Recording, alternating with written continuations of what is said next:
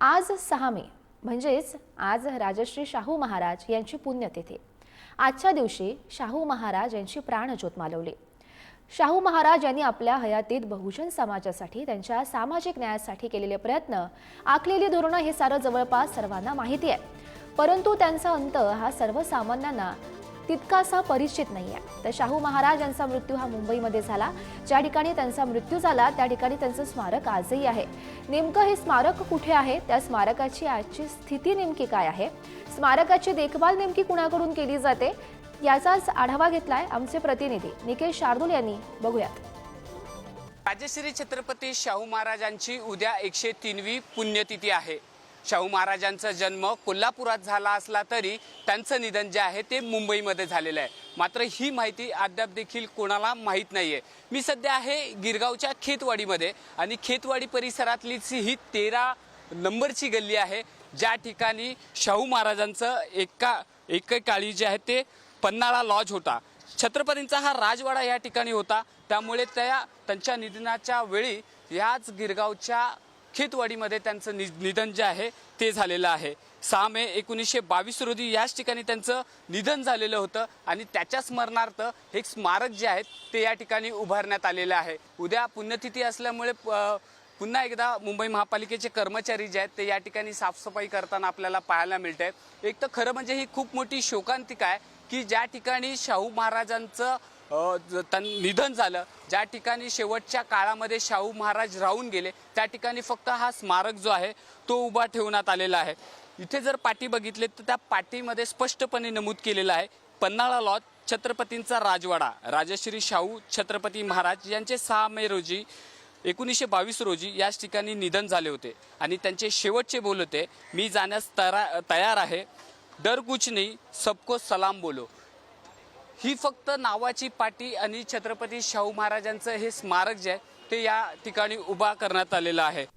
राजऋषी छत्रपती शाहू महाराज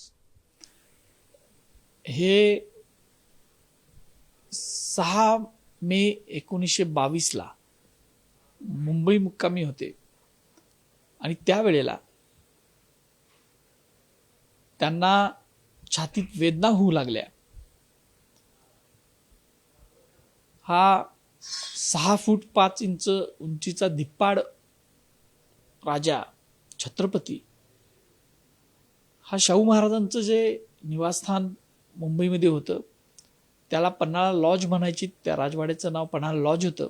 गिरगाव खेतवाडी 13व्या गल्लीमध्ये ते निवासस्थान होतं आणि त्या ठिकाणी ते होते।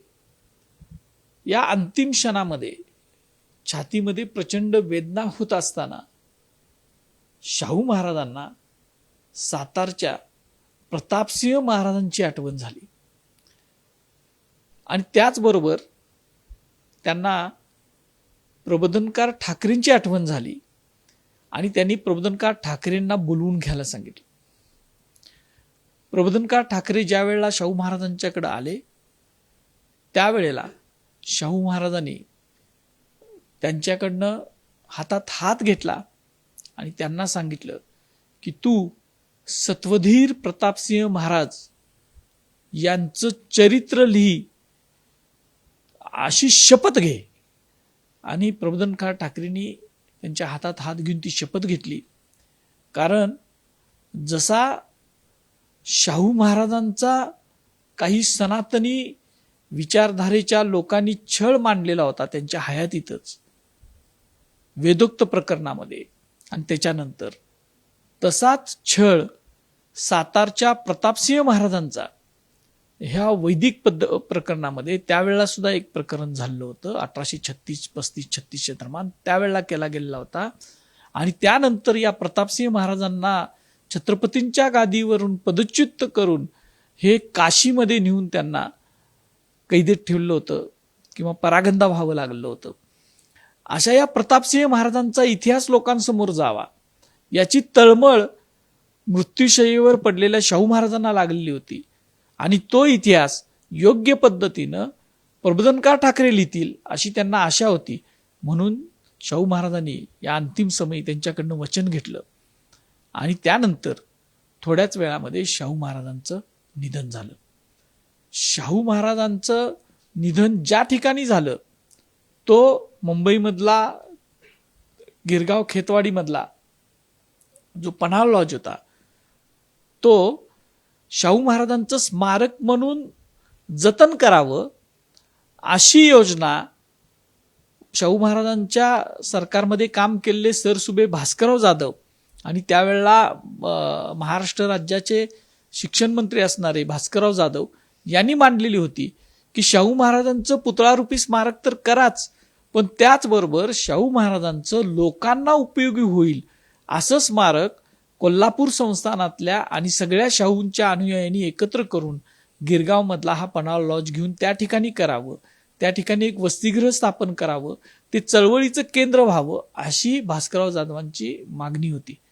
पण दुर्दैवानं ते शक्य झालं नाही आणि त्यानंतर तो पन्हाळा लॉज विकला गेला आणि आज त्या ठिकाणी इदुईला मॅन्शन नावाची एक अपार्टमेंट उभी राहिलेली आहे. गेल्या 3-4 वर्षापूर्वी शाहू महाराजांचं निधन झालंय अशी सांगणारी कुठलीही गोष्ट, शाहूंची आठवण सांगणारी कुठलीही गोष्ट त्या ठिकाणी नव्हती. कोल्हापुरातल्या आम्ही सगळ्या शाहूंच्या अनुयायांनी ती मागणी केली आणि त्यानंतर त्यावेळेला तत्कालीन मंत्री जे होते आदित्य ठाकरे साहेब यांच्या पुढाकारानं ती मागणी पूर्णत्वाला गेली. कोल्हापुरातून ते दगडी स्तंभ त्या ठिकाणी त्या मॅन्शनच्या ठिकाणी उभारला गेला आणि शाहू स्मृती स्तंभ म्हणून आज ठिकाणी तो उभारलेला गेलेला आहे.